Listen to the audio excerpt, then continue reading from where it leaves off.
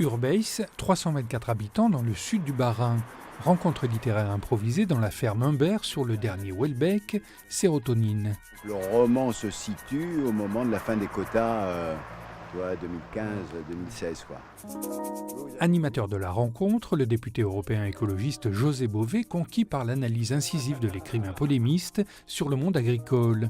Sérotonine raconte l'histoire d'un employé du ministère de l'Agriculture chargé de rédiger des notes destinées aux négociateurs des institutions européennes.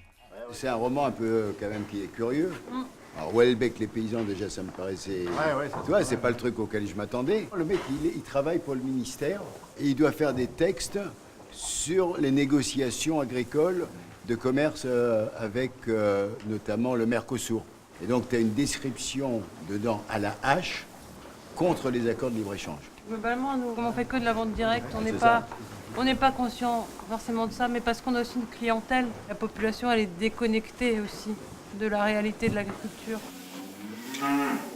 J'aime bien Houellebecq. Et il a de la provoque, c'est de la provoque aussi. C'est un provocateur, oui. Il fait réagir, il fait quand même travailler les gens pour réfléchir à ce qu'il dit et tout. Oui, il y a des choses. Oui.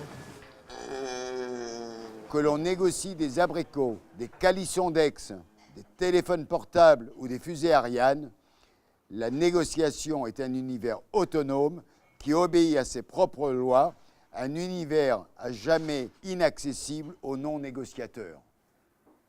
Avec ça, tu as compris tous les accords de libre-échange, l'OMC et le reste. Ça, c'est pas du Houellebecq, c'est moi. Tu te retrouves dans un système cinglé. Or, et ça, lui, il le décrit, quoi. Il voit bien que dans le cadre des discussions, il l'écrit noir sur blanc, qu'en gros, ce qu'il fait, ça sert à rien. Parce que ceux qui négocient n'ont rien à foutre de l'agriculture. Ah ouais, personne ne la rencontre. Rien.